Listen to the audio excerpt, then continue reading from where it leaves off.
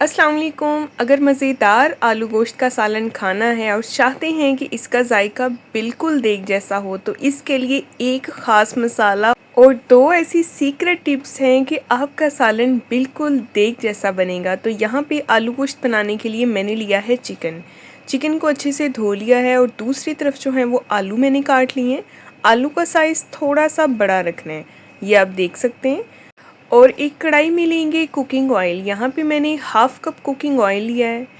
Oil जब गर्म हो जाएगा तो इसमें शामिल कर देंगे एक बड़े साइज़ का बारीक कटा हुआ प्याज। प्याज जो है इसको आपने बिल्कुल बारीक काटना है। बारीक प्याज काटने से ये फ़ायदा होगा कि प्याज जल्दी ब्राउन हो जाएगा।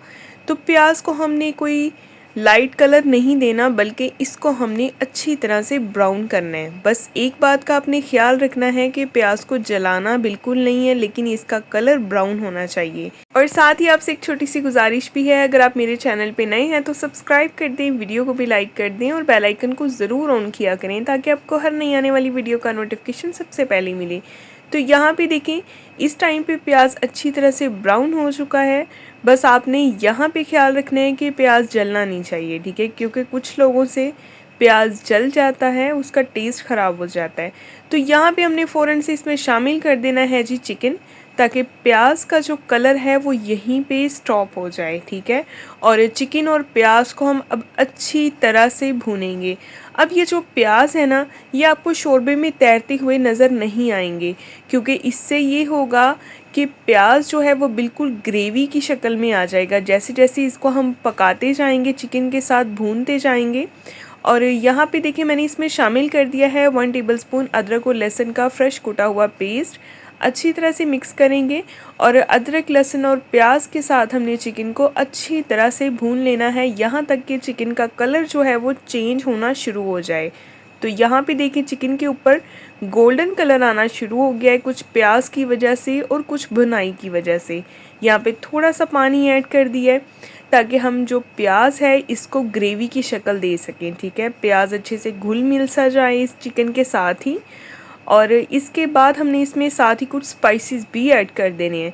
स्पाइसेस फ़िलहाल इसमें कुछ बेसिक ही जाएंगे, जिसमें शामिल करेंगे 1 टीस्पून नमक, हाफ़ टी स्पून हल्दी पाउडर और 1 टीस्पून सुरख मिर्च पाउडर। और साथ ही इसमें शामिल करेंगे भुना हुआ साबुत सफ़ेद ज़ीरा 1 टीस्पून, 2 सब्ज़ इलायचियाँ जाएंगी और 2 से 3 छोटे छोटे से टुकड़े शामिल करेंगे इसमें दालचीनी के।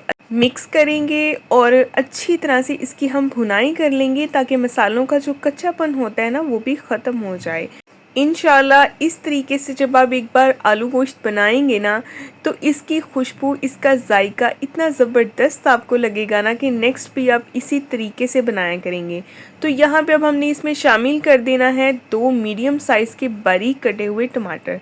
टमाटर जो है इनको भी अच्छे से मिक्स करेंगे और तब तक पकाएंगे जब तक टमाटर मेल्ट नहीं हो जाते, ठीक है।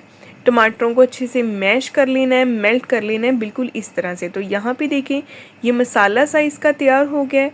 अब ना तो आपको शोरबे में तैरते हुए प्याज नज़र आएंगे, ना ही आपको टमाटर नज़र आएंगे। तो यहाँ पे इस टाइम पे मैंने शामिल कर दिया है 1 टीस्पून भुना कुटा खुश्क धनिया और थोड़ा सा पानी ऐड कर दिया है। और मज़ीद इसको भुनाई करेंगे 2 से 3 मिनट और, ताकि इसकी ज़बरदस्त स्मूथ सी ग्रेवी हो जाए। और इसमें शामिल कर देंगे कटे हुए आलू। आलू जो हैं इनको भी चिकन के साथ हमने अच्छी तरह से भून लेना है 1 से 2 मिनट के लिए। और जब आलू अच्छे से भुन जाएंगे तब हम इसमें कुछ और चीज़ें ऐड करेंगे। तो यहाँ पे मैंने शामिल कर दी हैं इसमें हरी मिर्चें। हरी मिर्चों में कट नहीं लगाना। हरी मिर्चों में कट लगाने से ये होता है कि इसके बीज बाहर आ जाते हैं। हमें सिर्फ हरी मिर्चों का फ्लेवर, इसकी खुशबू चाहिए होती है और वो ऐसे भी ज़बरदस्त फ्लेवर आता है। तो यहाँ पे मैंने इसमें इतना पानी ऐड कर दिया जितना हमें शोरबा चाहिए, ठीक है। आलूओं को अच्छे से भून लेना है पहले, उसके बाद ही इसमें पानी ऐड करना है। अब इसको कवर करेंगे 2 से 3 मिनट के लिए। और 2-3 मिनट के बाद आपके सामने इसकी कंडीशन है, शोरबा अच्छे से पक चुका है। फ्रेश हरा धनिया ऐड करेंगे और इसको मिक्स करने के बाद अब हम इसको डिश आउट करेंगे। बस अगर आज की रेसिपी आपको पसंद आई है तो इसको लाइक कर दें, चैनल को भी सब्सक्राइब कर दें, क्योंकि मैं आपके लिए ऐसी मज़े मज़े की रेसिपीज़ और रेमेडीज़ लाती रहती हूँ। तो यहाँ पे अभी हम इसको डिश आउट करेंगे। आप इसको सर्व कर सकते हैं नान के साथ, खमीरी रोटी के साथ, तंदूरी रोटी के साथ या फिर घर की रोटी के साथ, जैसे चाहें आप इसको खाएं। बहुत ही खुशबूदार मज़ेदार हमारा आज का सालन बना है। तो नेक्स्ट मिलेंगे कल एक नई वीडियो के साथ, तब तक के लिए अल्लाह हाफिज़।